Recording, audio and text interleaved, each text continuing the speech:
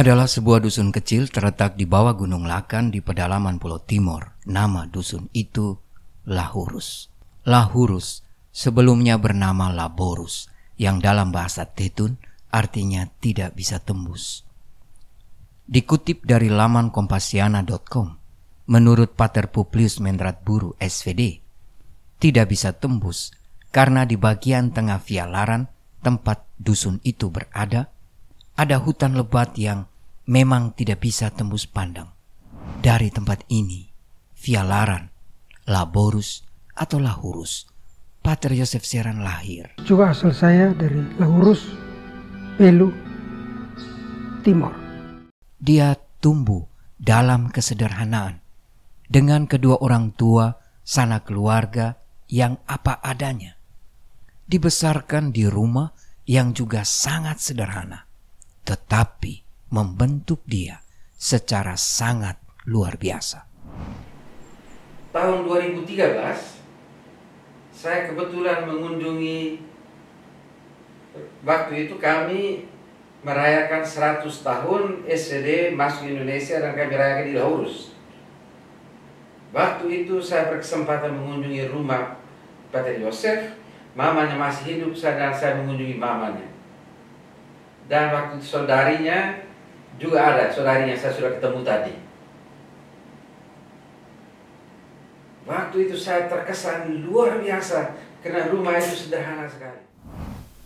Kebesaran Pater Yosef Seran, kehebatan Pater Yosef Seran itu lahir dari, mulai dari kesederhanaan dia. Saya rasa meninggalnya Pater Yosef ini adalah satu kehilangan yang besar untuk SVD Provinsi Endek, tapi juga untuk Serikat. SVD kehilangan seorang sama saudara yang rendah hati, yang setia menjalankan tugas-tugasnya, seorang sama saudara yang sederhana dan jujur. Pada waktu saya masih muda, saya tahu, saya ada lihat bahwa Pater Yosef itu orang paling rendah hati. Sampai dia tabis jadi imam, dia pulang pilibur, orang semua senang. Anak kecil, orang tua senang kunjungi dia. Ada anak belum ada sakit, panggil dia juga, dia di melayan, dia bawa air berkat, dia berkat. Pater Yosef ditabiskan menjadi imam SVD di Lahurus 24 Juni 1979. Pada tanggal 24 Juni 2019 ini, saya merayakan syukur 40 tahun menjadi imam. Saya yang bersyukur Pater Yosef Seran SVD.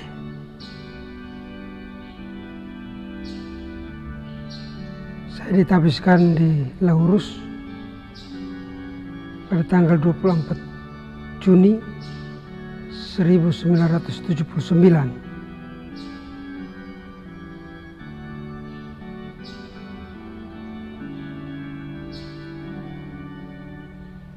Sekaligus juga asal saya dari Lahurus, Belu, Timor. Imamatnya tumbuh dari keluarga, dan keluarga tahu persis apa kesulitan dan tantangan Pater Yosef sewaktu ia menjalani pendidikan sebagai imam. Ia pernah ingin keluar, tarik diri dari pendidikan imam karena merasa tidak sanggup berhadapan dengan tantangan kehilangan ayah. Dia down dan merasa imamat bukan jalan. Tetapi justru pada saat itu keluarga tampil, memberikan arah dan membangkitkan semangat. Bukankah ini berarti bahwa keluarga sejak awal sudah ikut terlibat, turut bertanggung jawab atas panggilan yang ia tekuni, dan tidak lekang oleh waktu? Mereka tetap ada, bahkan ketika dia pergi untuk selamanya. Dia masuk seminari dari kelas 1 dan 2 sampai 3. Bapaknya meninggal. Akhirnya dipercayakan untuk kakak sepupu dong mengongkos dia. Akhirnya sudah kelas 3, dia pun kakak ini tidak mau ongkos lagi. Kasih tahu di mama, ya Yosef lebih baik dia keluar saja, karena saya tidak sanggup lagi. Akhirnya mau bagaimana, mama ini pikir-pikir mau kasih keluar kah, mau teruskan. Karena orang yang kakak yang dipercaya itu dia mau ongkos lagi. Dia bilang, Bapak yang meninggal tapi tidak usah keluar. Kami untuk makan minum itu kami sendiri usaha. Akhirnya dia juga sadar, dia melanjutkan dia pun sekolah sampai dia ditabiskan tahun 79. Kesaksian yang paling kuat adalah cara hidup. Pater Yosef tidak asal omong. Yang dia omong, itu yang dia buat. Dia tidak asal perintah. Yang dia perintah, juga yang dia buat. Kita bersyukur atas cara hidup yang dia jalani, dan juga sebagai serikat, kita berbangga bahwa ada anggota yang sungguh dan setia, jujur, menjalani hidup religius, dan dengan cara ini, dia memberikan kesaksian. Kalau saya ditanya tentang pesan, saya akan katakan begini, bahwa sebagai orang-orang religius, sebagai misionaris, kita mesti setia menjalankan tugas, menjalankan panggilan kita. Kita memberikan kesaksian pertama-tama dengan cara hidup kita, dan itu selalu jauh lebih kuat. Kesaksian dengan cara hidup, dengan kesederhanaan kita, dengan menjalankan kaul-kaul dengan sungguh-sungguh, hidup komunitas dengan baik, dan jalani tugas-tugas apa saja yang dipercayakan oleh serikat, oleh gereja kepada kita. Kata-kata yang bergaung dalam tindakan adalah keteladanan, adalah contoh dan panutan.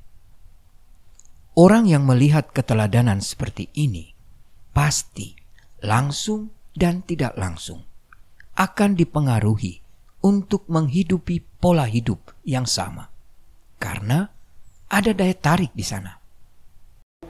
Panggilan saya sendiri untuk menjadi imam misionaris SPD ini juga muncul karena pengalaman perjumpaan saya dengan Pater Yosef. Ya, kami rumah berdampingan atau sebelumnya juga tinggal sama-sama di satu rumah dengan orang tuanya.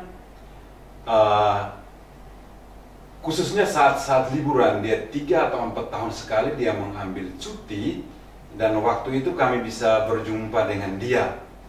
Kalau kami mendengar bahwa beituan itu artinya baik pater mau datang, itu biasa di rumah itu mereka siap bersihkan rumah, atau kami juga bersiap-siap biasa mandi dan jaga kebersihan. Kemudian waktu dia datang itu biasanya banyak keluarga yang datang berkunjung. Ada yang bawa ayam, beras, dan telur. Kemudian kami itu jatah khusus untuk kami anak-anak kecil waktu itu. Kami itu senang karena kami akan difoto. Pater Yosef memang sederhana. Dia tidak luar biasa dari segi akademis. Tetapi kesederhanaan ini membuat dia dengan sangat gampang berbaur dan bermisi di tempat di mana dia dipercayakan. Dia sungguh seorang pastor yang dekat dengan umat. Selama dia di Bowai, dia sangat rajin berpatroli sampai ke tempat paroki stasi yang paling jauh dari Bowai, stasi Nagerawe.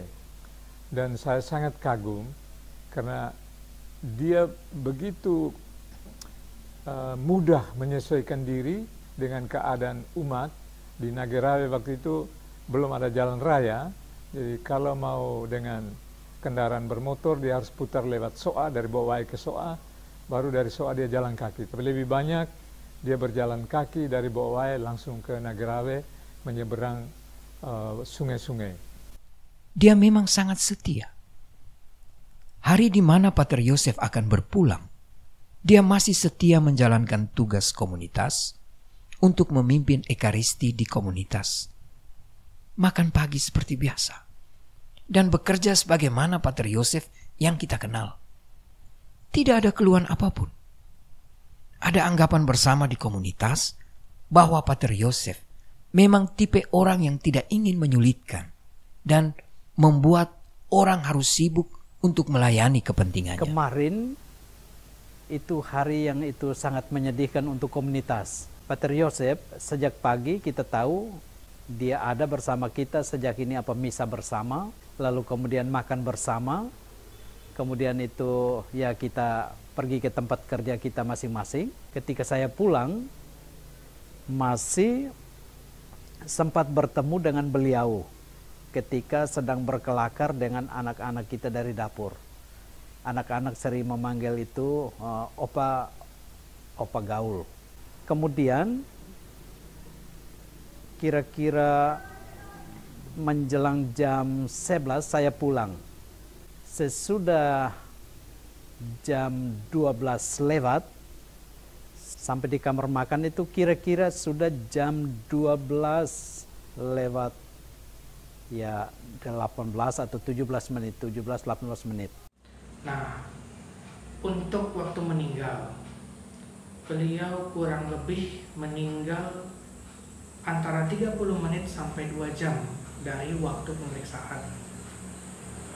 Badannya beliau memang sudah mulai biru ya, karena sudah tidak ada lagi peredaran darah aktif, tetapi belum terlalu kaku. Kekakuan badan akan muncul kurang lebih 3 jam sudah kematian. Waktu itu belum, jadi masih sangat baru. Terlebih juga karena ada teman yang mengatakan jam 10:30 masih ada kontak WA. Untuk kematian penyebab detailnya mungkin belum bisa dipastikan karena harus melalui forensik dan kita tidak pakai itu. Tetapi yang jelas memang beliau ada mengalami henti jantung. Beliau sudah pernah mengeluhkan beberapa waktu dan juga mampir ke klinik Pratama Keluarga Kudus untuk meminta rujukan soal jantung. Jadi kemungkinan ini adalah berkaitan dengan jantungnya. Memang serangan jantung itu cepat sekali dan tidak jelas. Terkadang hanya terasa seperti rasa tidak nyaman, rasa lelah dan sebagainya. Tapi waktu berlangsungnya juga sangat cepat. Beliau memang mungkin merasakan sakit pada waktu itu. Ya, terdapat luka pada bibirnya. Berarti beliau juga mencoba menahan rasa sakit sehingga menggigit bibir. Tetapi terlebih daripada itu, sekarang beliau sudah lepas dari rasa sakit dan sudah tenang. SVD sebagai kongregasi misi tidak hanya mengirim misionaris bekerja di tanah misi di berbagai benua dan negara. SVD juga memikirkan bagaimana gereja lokal bertumbuh, menjadi besar, dan mandiri. Pater Yosef adalah figur imam SVD yang secara langsung ikut terlibat membesarkan dan mengembangkan gereja lokal untuk terus tumbuh dan mandiri. Pater Yosef Seran sepanjang perjalanan imamatnya telah membaktikan diri. SVD mempersembahkan Pater Yosef Seran untuk berkarya, untuk mengabdi, untuk melayani umat di Keuskupan Agung Ende ini. Dan sebagai seorang imam Keuskupan Agung Ende, Gereja Keuskupan Agung Ende ini, Pater Yosef Seran sangat dipercaya oleh otorita gereja lokal. Dia adalah imam SVD yang memikirkan, yang berkorban dan peduli untuk gereja, keuskupan, dan umat. Pater Yosef, selamat jalan. Doakan kami, umat, gereja, dan dunia. Kami percaya Engkau sudah di surga.